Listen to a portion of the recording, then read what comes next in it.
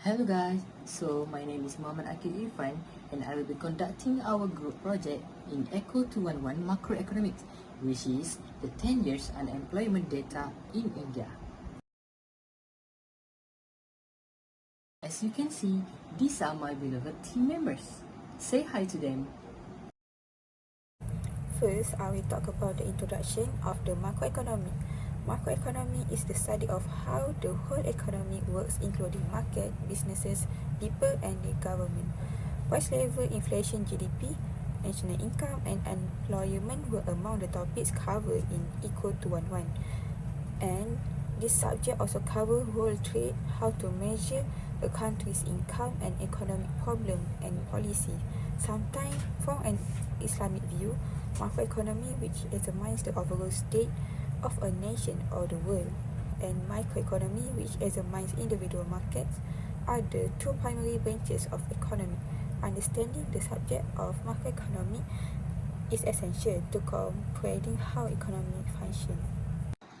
We will begin today's segment with a closer look at one of the world's most dynamic and rapidly evolving economies, which is India.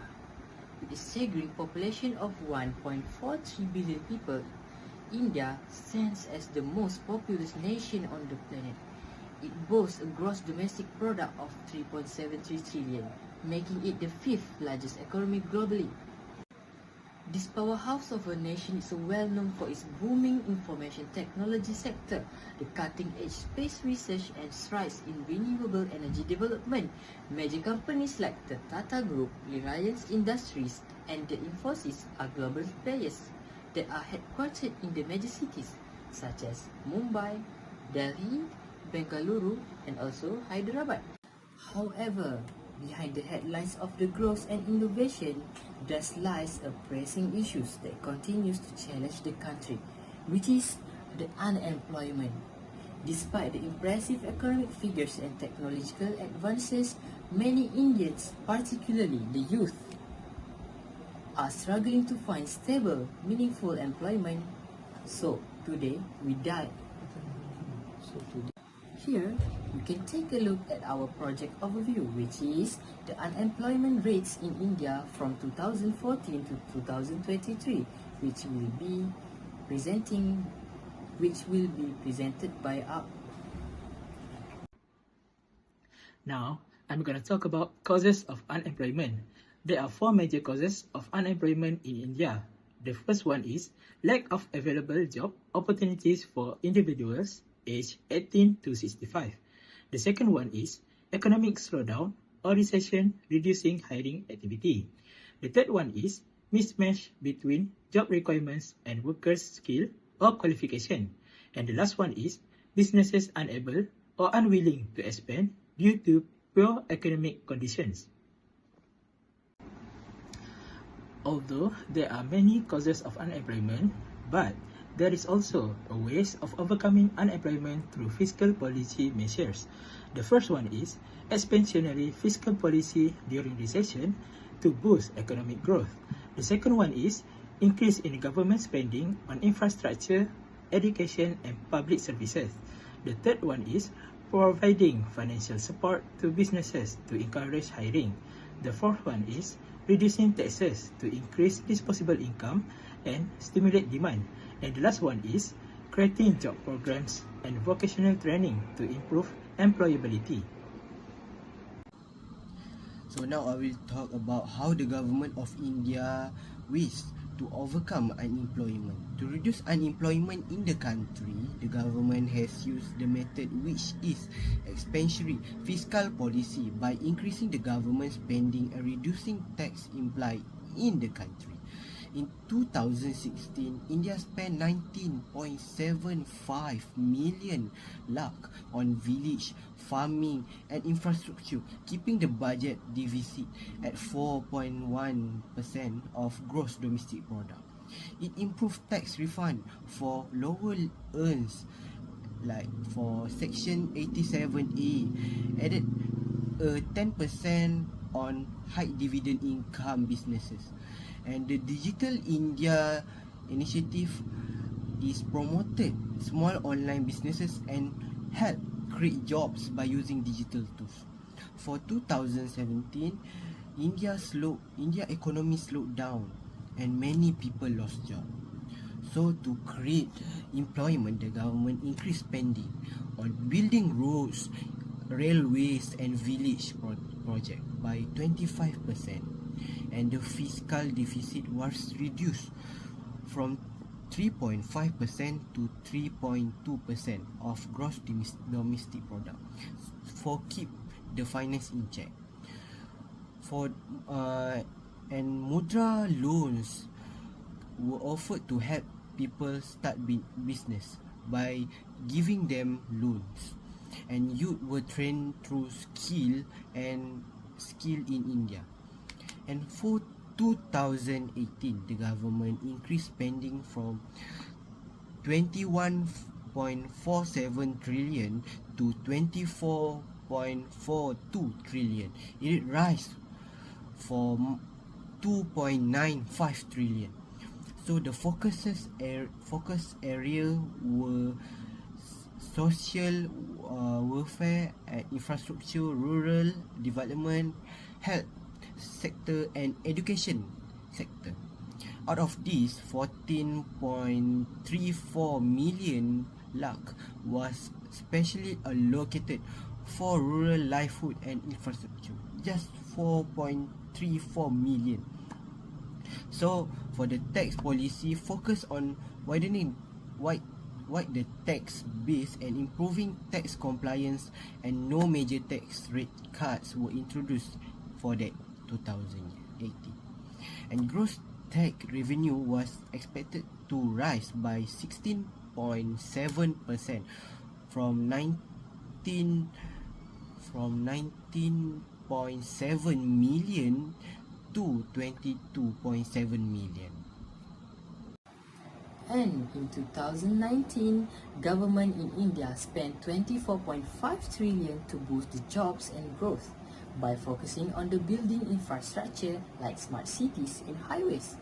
This gave more money to the housing and rural jobs program. After that, the government also cut corporate tax to 22% for the existing business, 15% for the new manufacturing companies, and the tax cut cost about 1.45 trillion in lost income. However, some problems like the high unemployment stayed, but this tax helped build a path for the future growth. Lastly, for the year 2020, the government increased spending by 2.56 trillion from 27.86 trillion to 30.42 trillion due to the COVID-19 crisis. After that, the spending is focused on the stimulus package, welfare, and emergency healthcare, especially under the Atmanirbhar Bharat plan. Lastly, the corporate tax cut from 2019, which is 13% to 22% for existing firms, and 15% for the new manufacturers, which continue to cause a 1.45 trillion revenue loss, which will be presented by my team members, which is Ahmad Amir Zulfaka and Wan Aiman Hakimi. Okay, let's go to data analysis 2014. India's unemployment rate rose marginally to 5.44%, underscoring persistent challenges in the labour market. In the shortage of suitable employment for skilled and educated individuals remain a pressing concern, particularly in urban areas. So, as for 2015, the unemployment rate held steady at 5.44%, reflecting continuing structural issues. A significant portion of the workforce remain engaged in informal or temporary employment, often lacking job security and benefit.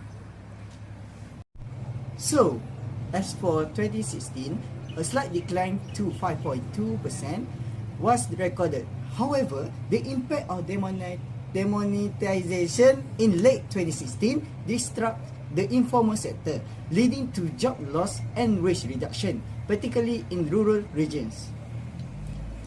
So, on to the next one is year 2017. The rate decreased to 5.36%, yet the rollout of the goods and services, that is tax or GST, pose compliance challenges for small enterprise, resulting in operational disruption of employment setbacks in key sector. As for 2018, unemployment dipped to 5.33%, but the year witnesses the loss of approximately 11 million jobs, with rural women disproportionately affected. The lingering effect of demonetization continued to strain informal employment.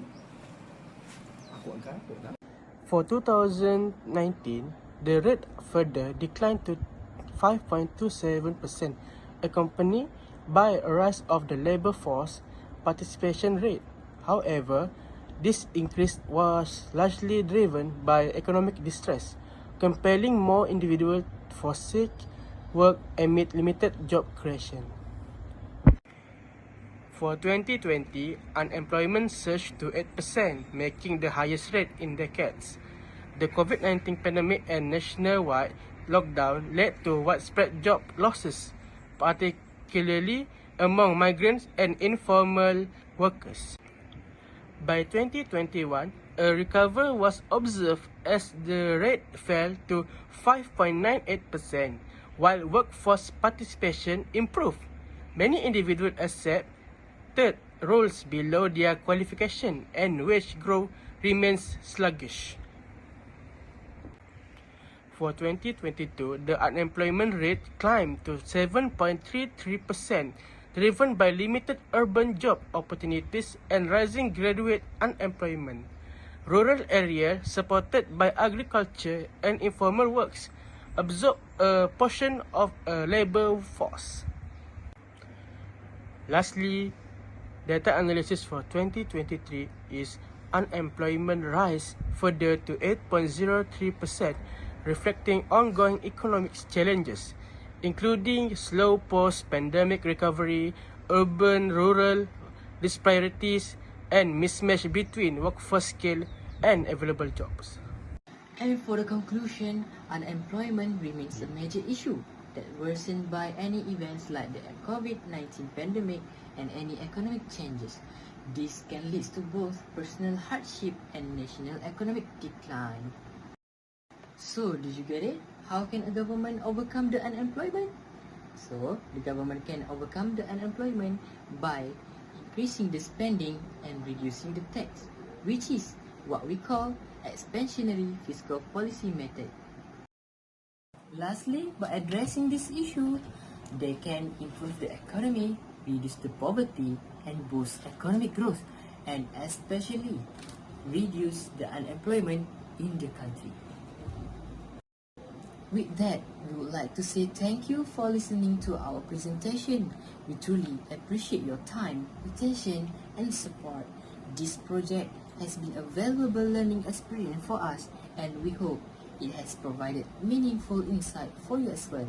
Once again, thank you and bye-bye.